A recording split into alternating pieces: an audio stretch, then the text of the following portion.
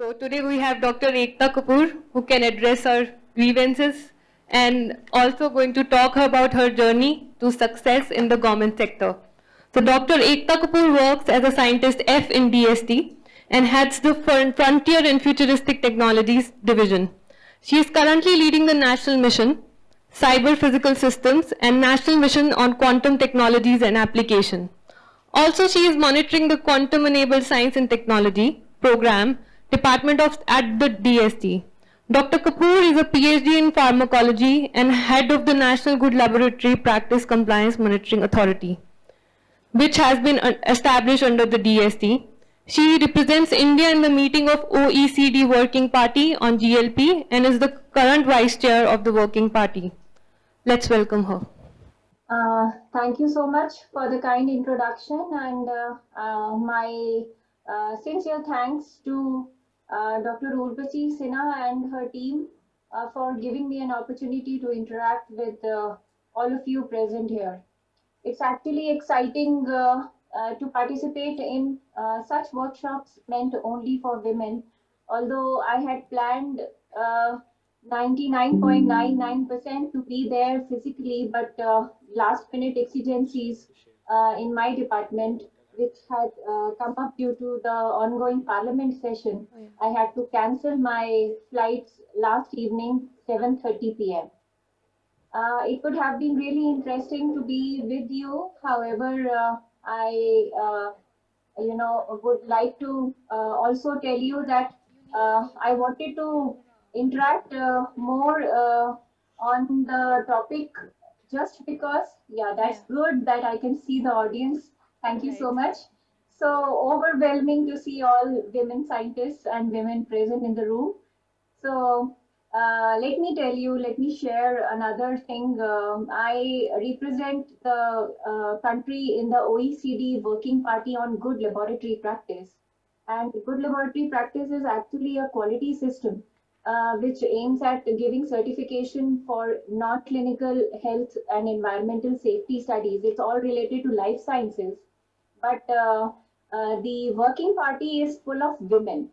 So when we go for meetings, I see a room full of all colors. And it's so good to see so many women participating in international meetings, representing their countries and discussing about the best quality systems that are available for all over the globe for registration of new chemicals and pharmaceuticals. The topic of the workshop, of course, women in optics. Dr. Ekta, your Yeah. slides are not visible. I'm not started speaking as of now. Okay. I'll share my screen. So the topic of the just a minute. Can you see my screen? Yes. Great. So I was just saying that the topic of the workshop is outside my technical and my educational background, although I'm a pharmacologist by background. But I think it's all the more interesting to share with you the path to success in the government sector because I have been working in DST for the past 19 years and I feel it's really challenging for women, first of all, to get on to the roles of a scientist. And definitely, the second thing is working in the government sector. So let's start with the, just a minute. Yeah, with a small introduction. We all know that the women in India are still underrepresented in all science sectors and especially in positions of decision making in the government. There are very few women. Many a times we have also talked about reservation for women, but I think we should not discuss that in detail also because we all now consider ourselves to be equivalent to men. So we all know technological changes have affected the role of women and the gender perceptions. And today, women have undoubtedly come a long way in improving the number of science, technology, engineering, medicine, and mathematics. And they have increased the percentage, but the statistics still show that the number is lower than that of men. We all understand the struggles women have undergone to advance their knowledge since time immemorial, but some of their gender roles have not enabled them to continue their education. So let's discuss why there are so many reasons why women do not choose science related professions. Because the reasons mainly are because they are mostly related to the role allocated to women in modern society, as well as the pre-existing prejudices. We now definitely understand that increased involvement of women in science adds a new level of diversity to the science research, because women, they possess slightly different brains, they have more qualitative research styles, and they have a tendency to be in more interdisciplinary research, the kind of research that they believe is better. Let's also discuss about some of the different demotivating factors faced by women in today's society. We all know most men generally take up technical and scientific professions, and these stereotypes represent the idea that technology is only for men. Although I believe this is not true. Superstitions and gender roles related to the society generally begin in childhood in most of the Indian societies, and they emphasize the determination of gender roles through toys, for example, mechanical equipment for boys and preservatives or dolls, etc., are provided as toys for the girls. There is a myth about lack of inspiration and resources for the women, for the girls. The contributing factors, of course, include social and cultural biases and institutional barriers.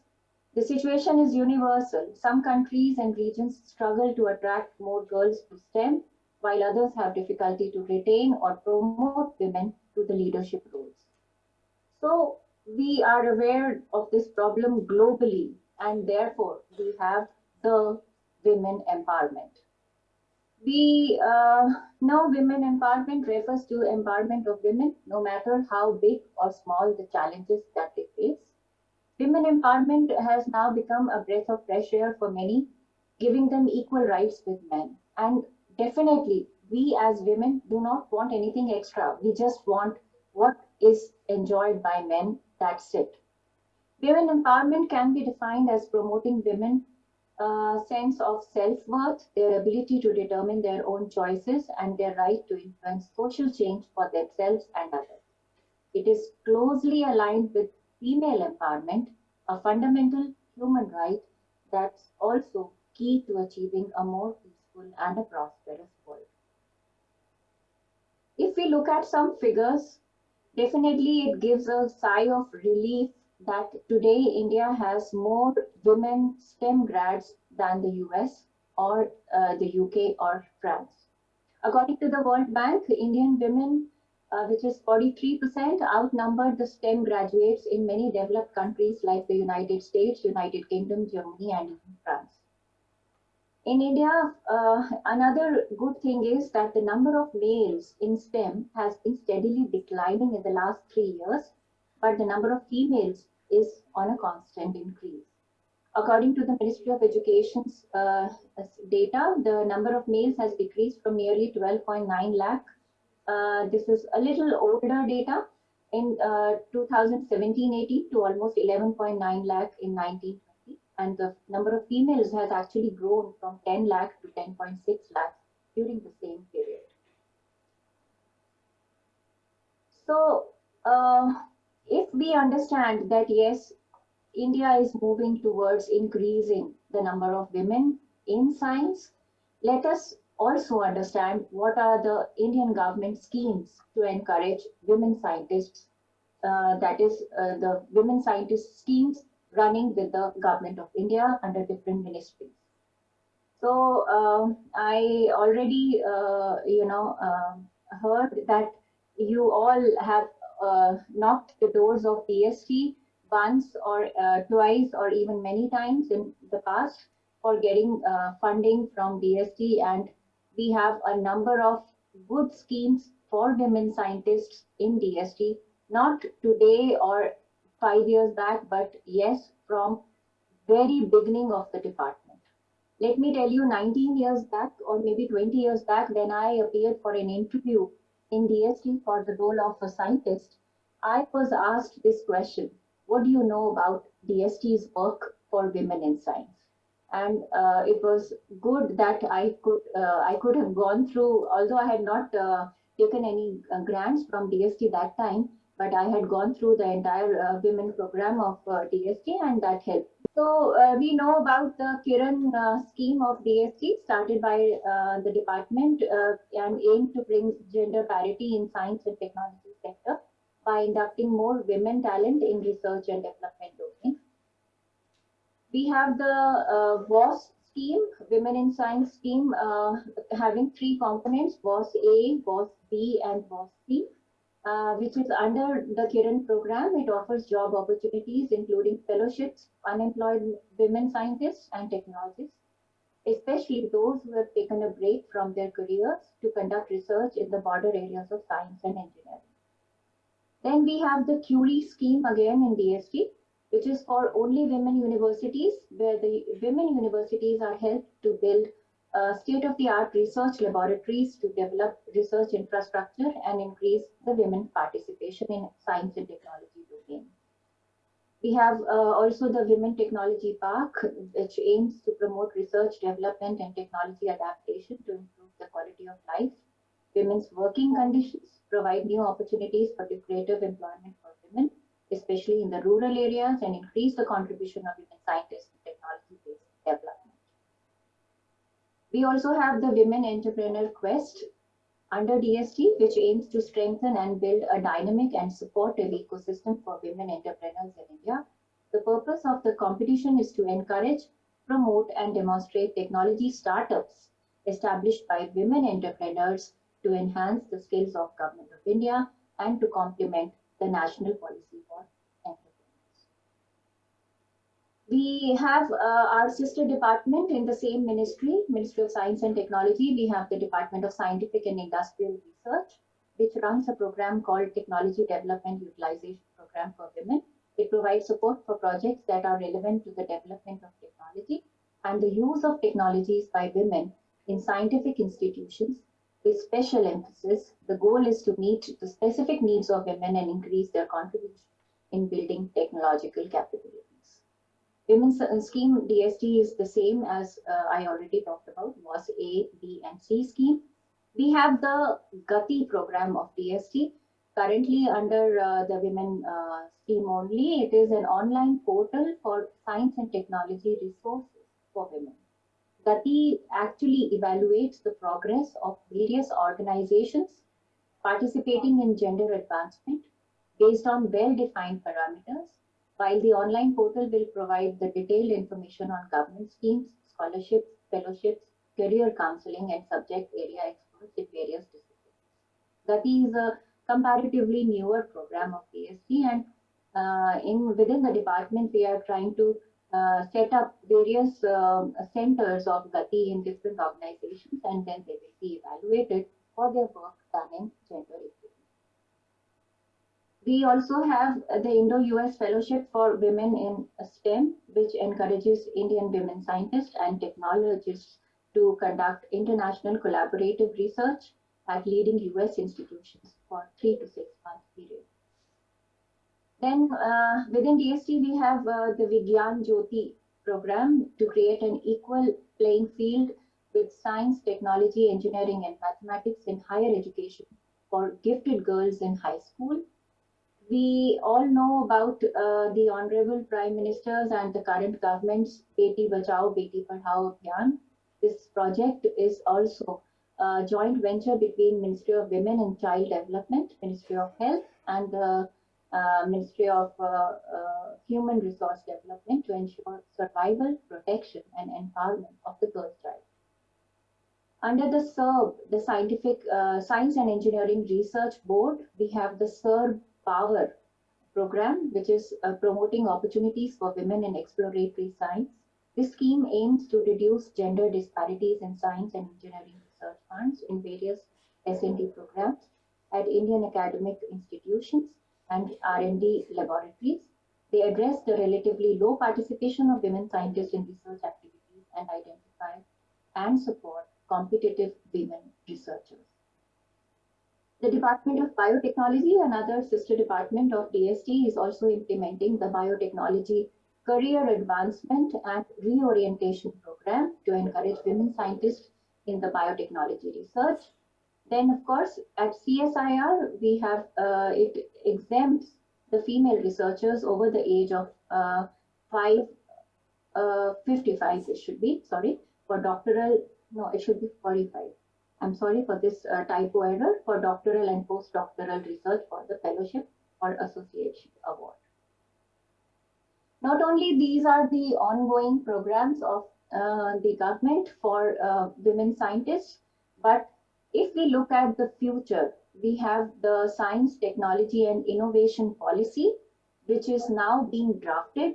It is almost in the final stages of the draft, and anytime it will be approved by the PMO and the Honorable Prime Minister for implementation.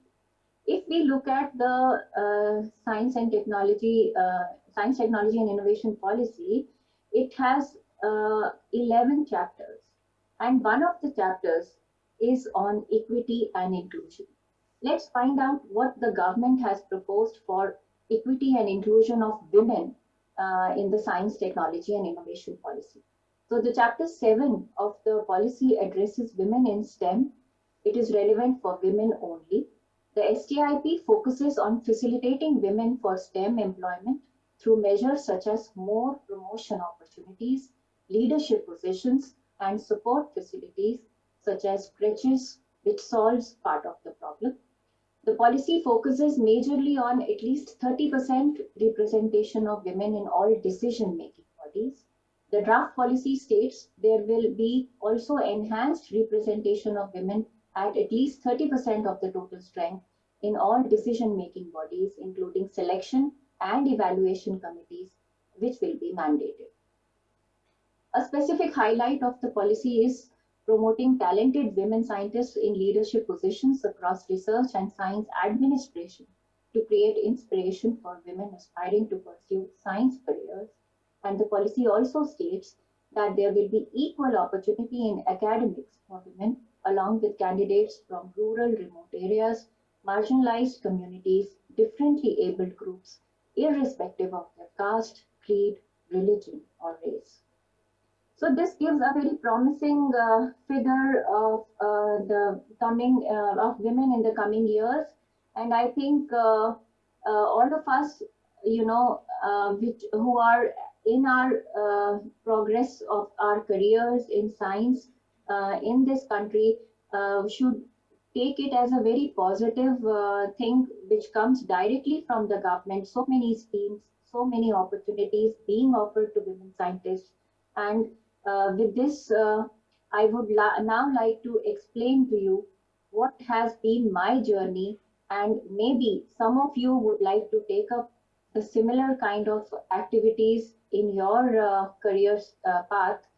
So basically, I work as a scientist in the central government ministry, and rather than being involved in day-to-day research work, I am actually involved in science management. So when you are involved in science management, all the scientists working in the Department of Science and Technology, they are rightly called as science managers. They are designated as scientists. We start our career from level scientist B, and then we keep on growing, and finally we end our careers as scientist G or scientist H.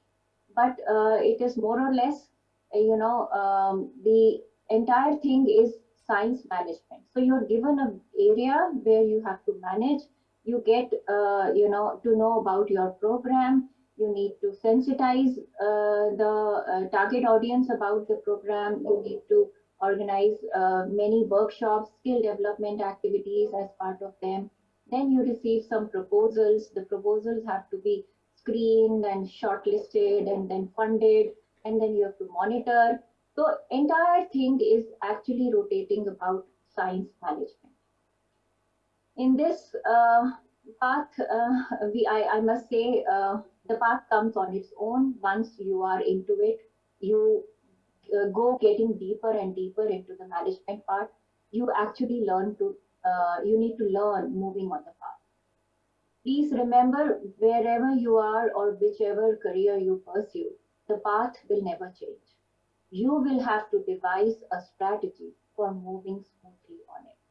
And the strategy will actually involve how much you can balance between your personal as well as professional life. Please do remember that every job requires a certain speed, it requires a certain scale of activities to be followed, and all this speed and scale needs to be done with a desired amount of accuracy. And today's world, we cannot say that the accuracy can be less than 100%. So when we talk about science management, it's a unique stream of a career. We have the smallest number of science managers in the government of India. Actually, the total number of science managers is less than 1,000 if we put together all the science ministries in the government. It has no administrative cadre structure. The recruitment to scientist level is actually ministry wise, and we cannot shift easily from one department of the government to the other, since we have been recruited owing to the requirements of the particular department. Scientists have the opportunity of getting the flexible complementing scheme where for the career progression, where each scientist is eligible for an interview before the local, the governmental committee for getting a promotion to the next level.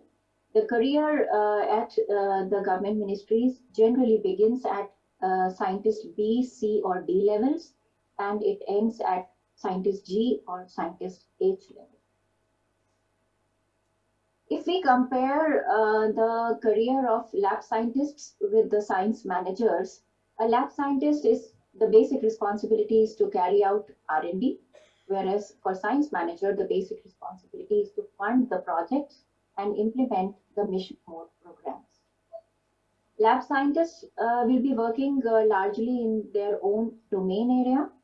However, a science manager may need to work in any area, not necessarily in his or her respective domain area. Like, I am a life scientist, I'm a pharmacologist by background, but I am currently handling the national mission on interdisciplinary cyber physical systems and quantum, and I don't know what future has in store. There is no direct interaction with public for a lab scientist. However, as a science manager, you may need to interact and respond to stakeholders besides the PIs and experts of the committees. For lab scientists, of course, there is no administrative responsibility and accountability, except for whatever R&D is done, at least for the younger scientists.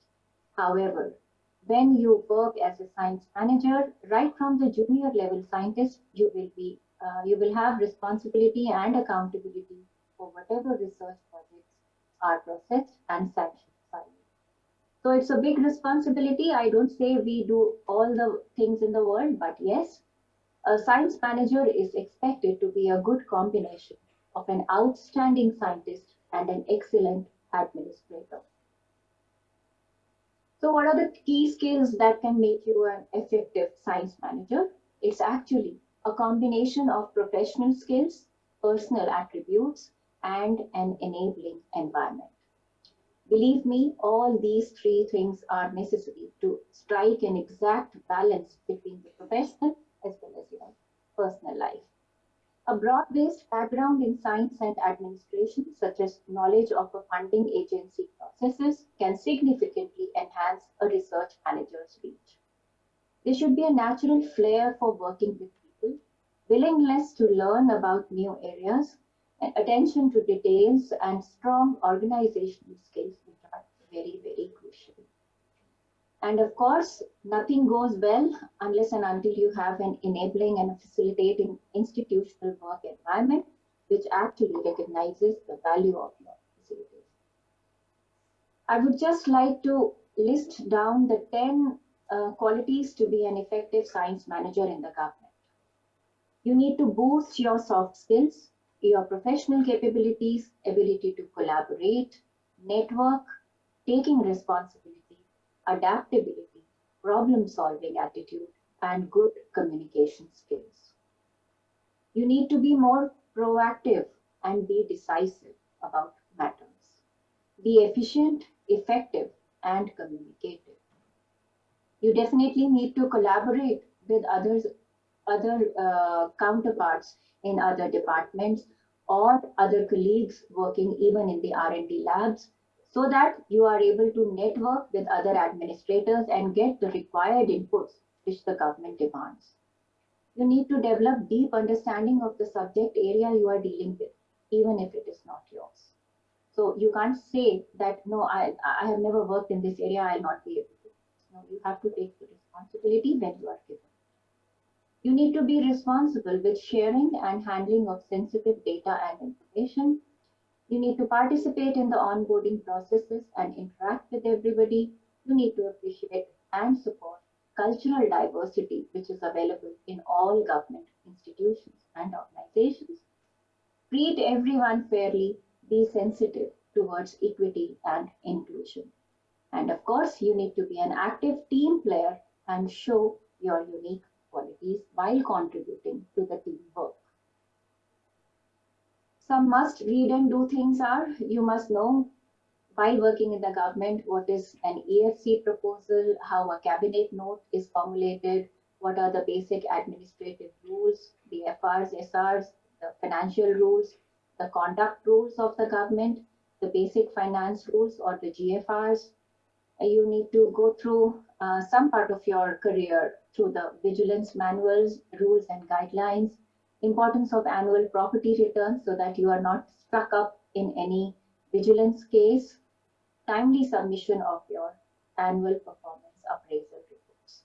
So this is actually one of the slides which I keep as a ready reckoner, and whenever I get time, I go through some of these. Although the department, when I joined, had organized, and we still have DST organizing such training programs, and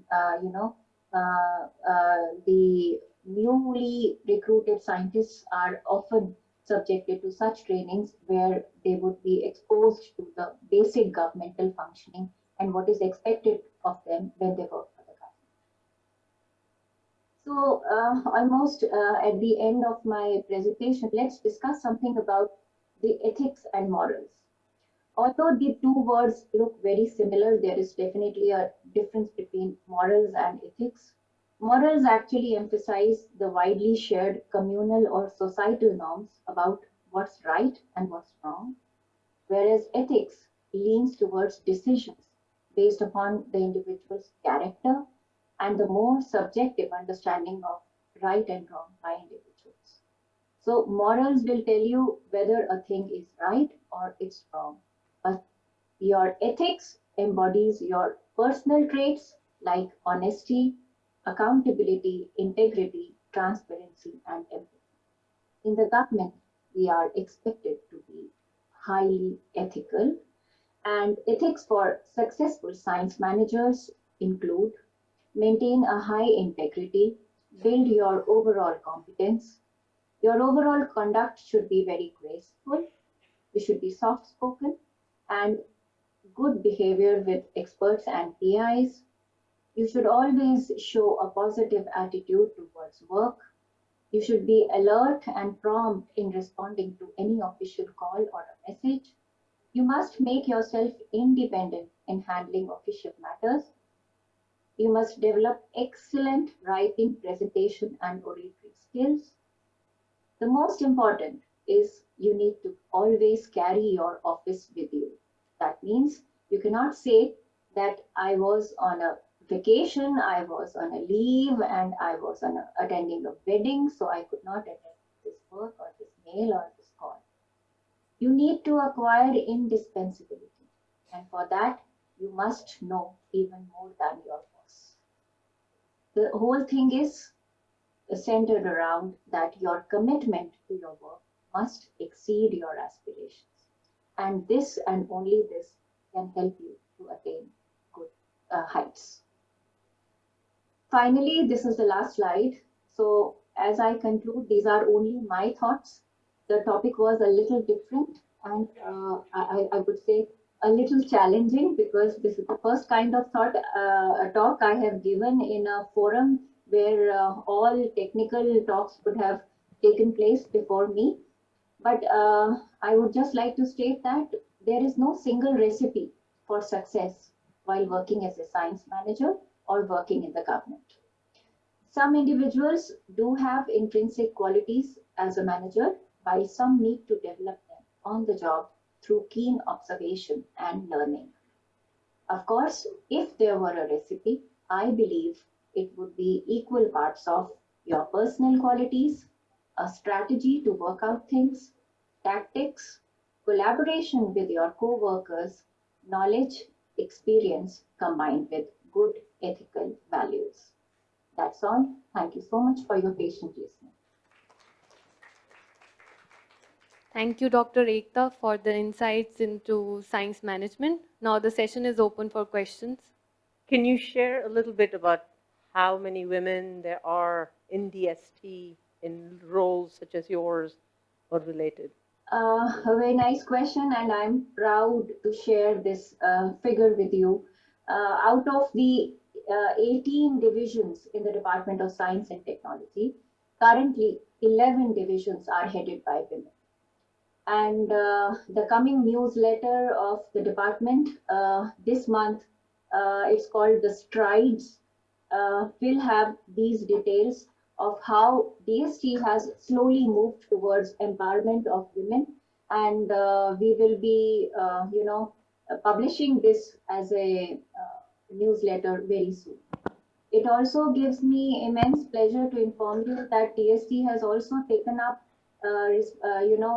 activities like giving more responsibilities to younger people. So earlier, the HODs in the department used to be of joint secretary level at scientist G level. However, now we have many scientist Fs which have been given the responsibilities of heading different divisions. One other quick question before I turn it over, and that is, how supportive is it internally? You mentioned a lot about the programs for external scientists, but as someone inside within DST, how supportive is your environment? Definitely, I'm very happy to share that I feel highly delighted to work as a HOD in a department, in a division, which is not even of my background. However, I have, spent the past 9 months in learning about the new areas which I had never handled, never studied. But today's world, I think all the emerging technologies, everything is so converging that you need to just, be ready to learn and get going. The entire environment in the department is really supportive, and I'm happy that we have senior as well as junior colleagues who have been encouraging the team, the women team in DST, to take up the leadership. Hi Ekta, can you hear me? This is Urboshi. First Hi. of all, thank you very much for joining us. I know you tried very hard. She even had boarding passes which needed to be returned. So we're very grateful that you could still make it.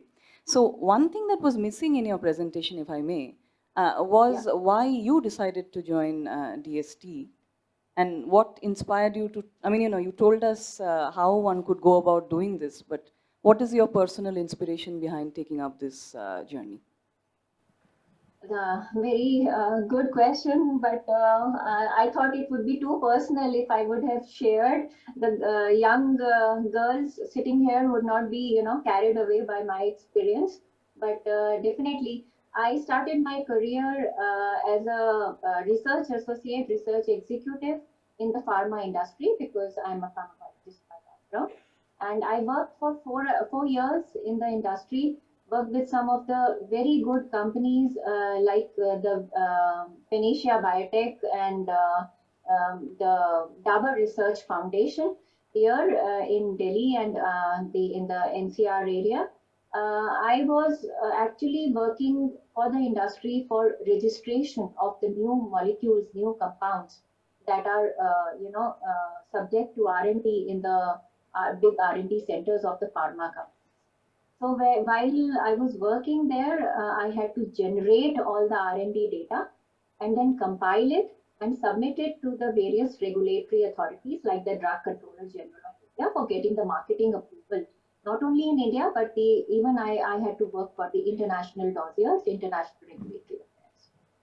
That was also a very good period of my life. It helped me to learn a lot about what's happening globally, and that took me, to places outside India without actually traveling. But I could talk to other countries, regulatory authorities, submit my documents regarding the products, and then get the queries, then generate data again, get back to them with the right answers, and so on.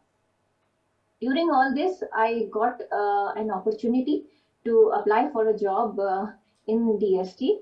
And the very question I was asked in my interview was, you work with a big pharma company, and we will be offering you just almost half of the salary that you are presently getting, and you are involved in so much of R&D work currently, and we will be asking you to do only documentation, a desk job, just collecting papers, processing them, and things like that. So would you be ready to do that?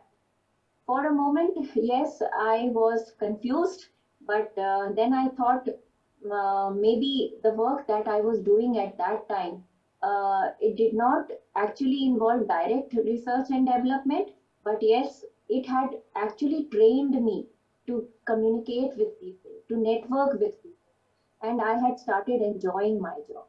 So I definitely could take the advantage of whatever I was handling that time, and it really helped me to answer each and every question that came across at that time. I think it has been a very right decision on my part to join the government.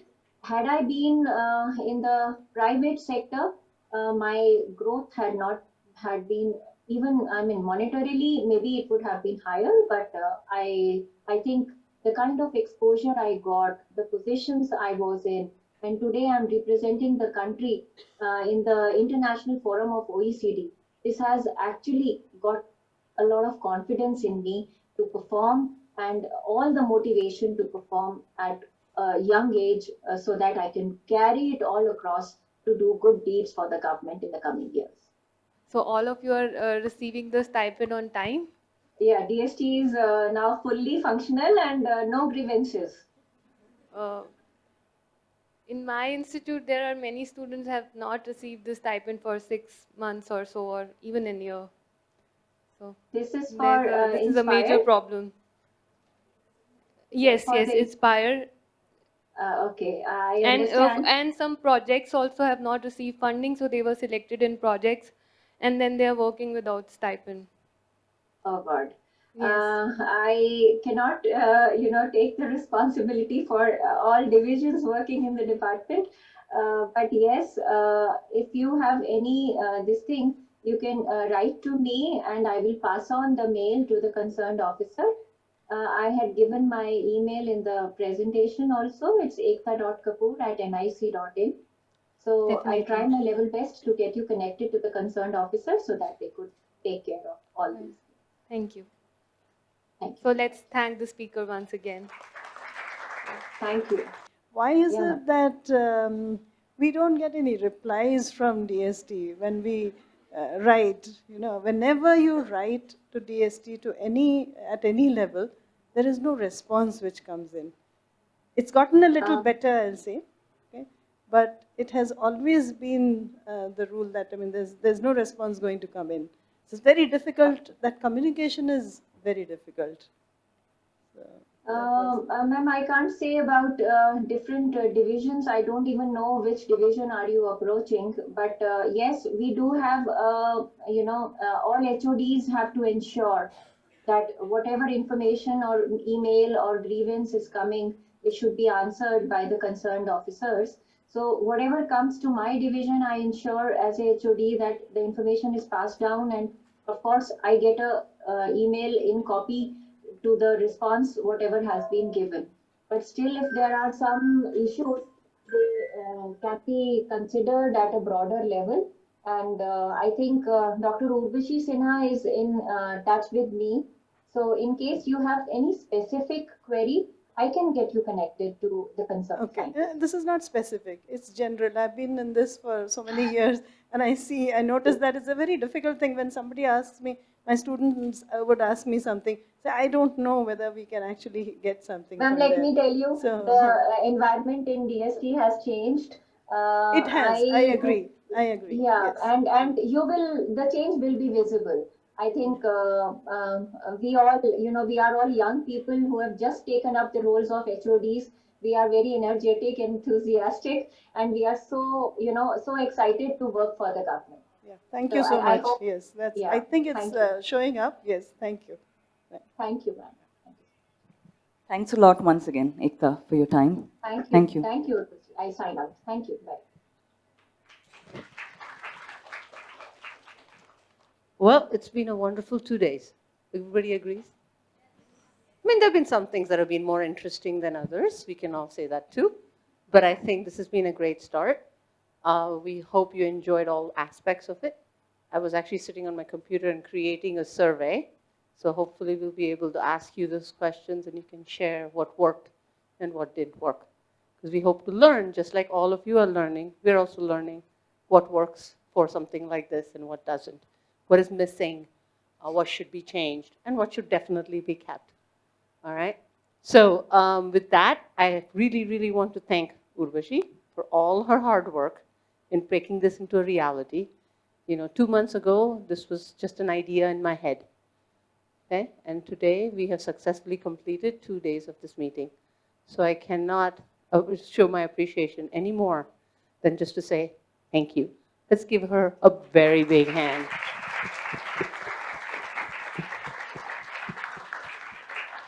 So we will all continue. There's a couple of things that I think have been dropped along the way.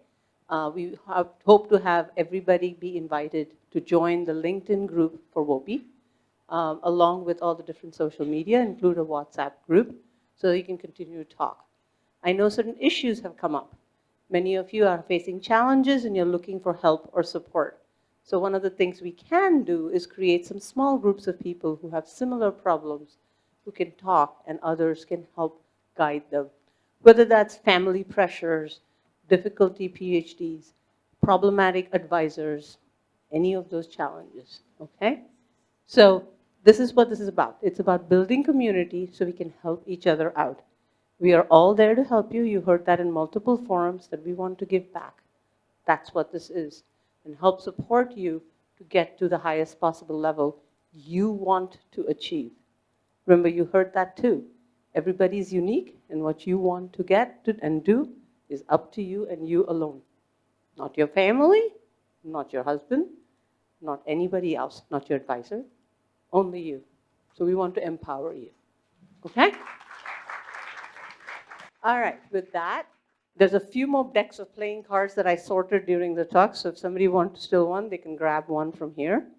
There are also a few more of those cards that I threw away, those hologram cards. So if anybody didn't get it, I still have a handful. I do not want to carry any of this back.